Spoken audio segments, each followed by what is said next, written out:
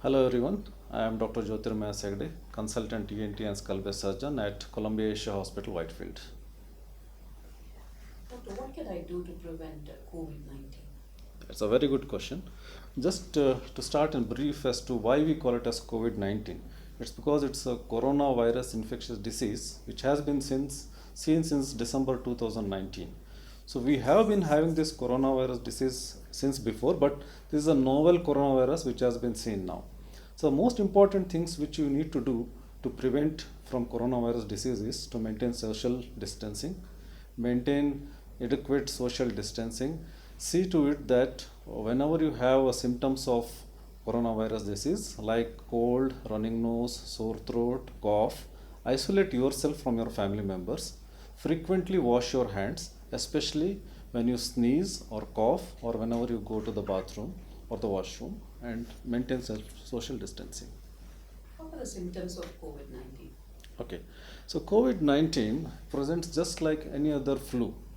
That means you may have cold, running nose, fever, sore throat, myalgia.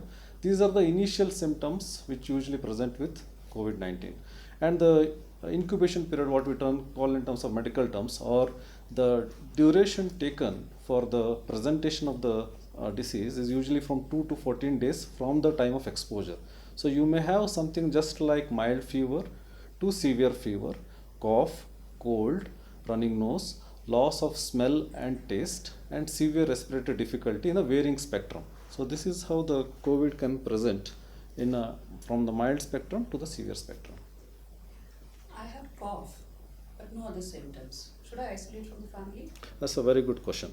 So in these kind of cases, especially in today's scenario, even if you have mild cough, it's well to presume that you are suffering from COVID-19, and it's better that you isolate yourself from your family at least for a duration of 7 to 14 days. If there's a loss of sense of smell and no other symptoms, does it indicate that it's COVID? Of course, because it has been proved medically and it has even also been published in ENT UK, and it's taken as a diagnostic criteria that loss of smell. But remember that it has to be a new onset of loss of smell, and you should not be suffering from loss of smell from previously.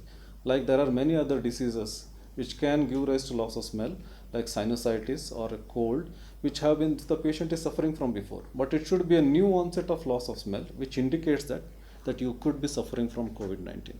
If there's a loss of sense of smell, how long will it take for it to come back? On an average, it usually takes around 7 to 14 days to come back if it's a new onset of loss of smell. However, having said that, there have been instances where it has taken up to 4 weeks to 6 weeks for the smell to totally come back.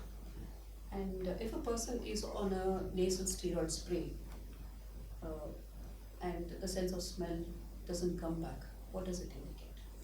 It indicates that the patient could be suffering from other sinus diseases as well. Can I continue taking that steroid? Of course, but it should be a nasal spray and it should not be oral steroids, because oral steroids is known to complicate the disease and the severity of the disease is known to worsen if you take oral steroids. However, if it's been a nasal spray, then there are no contraindications and you can continue to take the nasal spray. I'm a key worker without direct patient contact, and I live with others with pre-existing conditions. Can I still go back to work? Of course, you can go back to work because you are not showing any symptoms of COVID. If you are showing any symptoms of COVID, in that case, it's not advisable to go to work. If you are not showing any symptoms of COVID, then you are free to go to work. If I have a scheduled ENT appointment, can I come to the OPD and meet you? Obviously, you can come to the OPD and meet me. And just to tell you about Columbia Asia Whitefield, how it works is that there are two ways of consulting us. Either you can opt for a teleconsultation or you can opt for a physical consultation as well. Obviously, when you come for a physical consultation, there is a process which we have set up that we do a screening at the onset before you let you inside the hospital. So most common thing which corona presents is for fever. So obviously the first thing which we are screening you is for fever.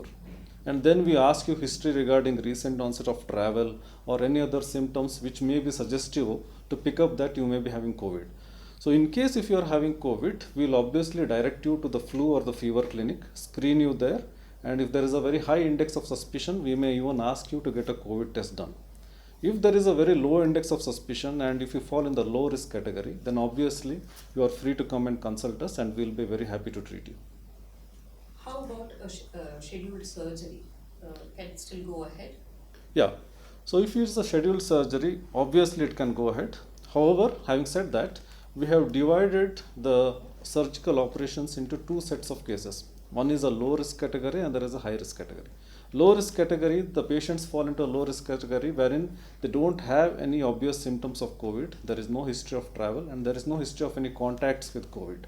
Whereas high risk, wherein you show any symptoms or signs of COVID and there is a recent onset of history of travel, these are all the patients who come in high risk. So if you fall in the low risk category, obviously there is no problem to go ahead with the surgery at all. However, if you are in the high risk category, we obviously test you for COVID test, and if you test positive for COVID, then the surgery is deferred, and if you test negative for COVID, then we go ahead with the surgery. What are the other specialty clinic in the ENT? Obviously, it's a very good question. So, for those who don't know, we want to let you know that we have started many specialty clinics in ENT which are already running. We have around 5 to 6 specialty clinics in ENT which we are running. Like just to mention, the first and most important we started here was the vertigo or the dizziness clinic, and we are running it even now. Apart from the vertigo clinic, the other clinics which we have are the allergy and the sinus clinic, the headache clinic which we run along with the other specialties like general physicians and the neurologists.